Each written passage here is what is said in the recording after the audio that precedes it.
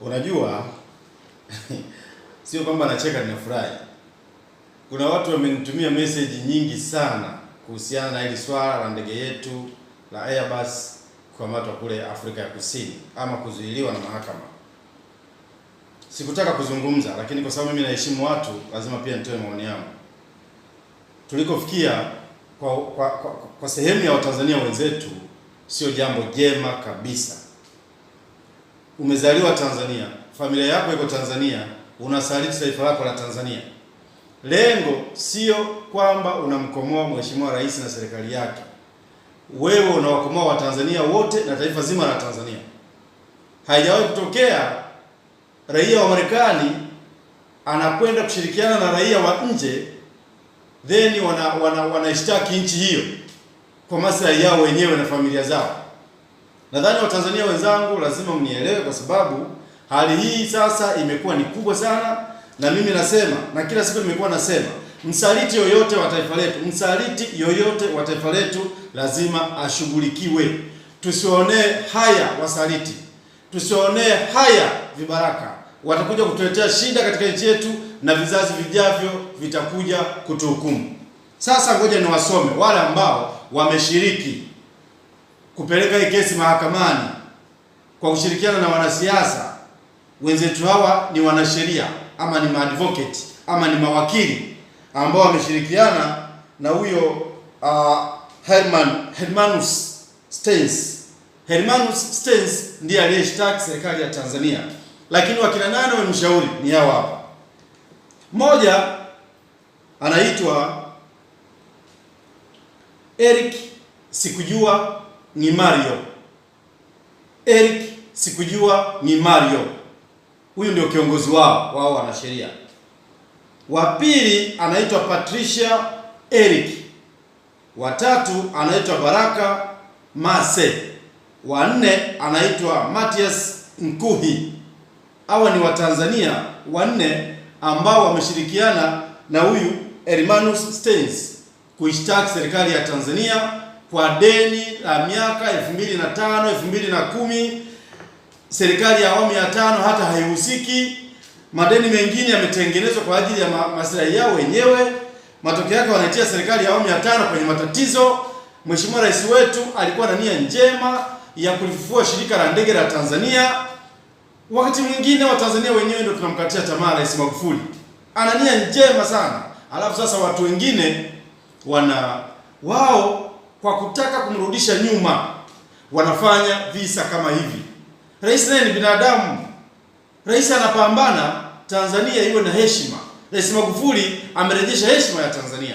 Lakini kuna baadhi ya wapumbavu wachache na wajinga wachache kwa maslahi yao binafsi wanakwenda nje kwenda kushawishi wale wote wenye madeni na serikali ya Tanzania waingize kesi kwa muda huu.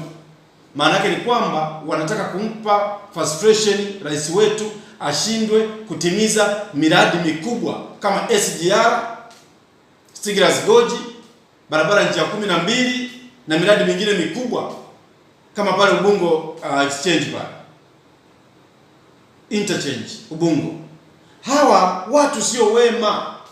Sasa mimi nimeona niwataje majina wa Tanzania, mjue kwamba nchi hii sasa hivi kuna vibaraka ambao hawatakiwi kufumbiwa macho.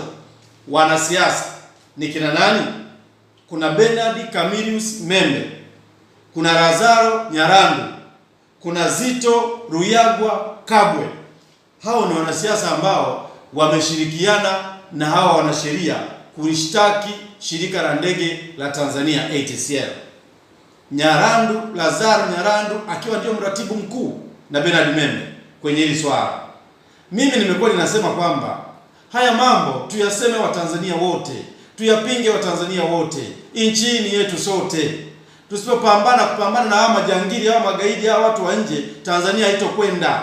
Tanzania sio Mheshimiwa Rais Magufuli peke yake. Yeye ni kiongozi wetu. Tuna wajibu wa kumlinda, kumtetea na popote pale. Iwe kisheria, iwe kwa mdomo, iwe kwa mapambano, iwe kwa silaha, lazima tumtetee dhidi ya hawa manyang'ao.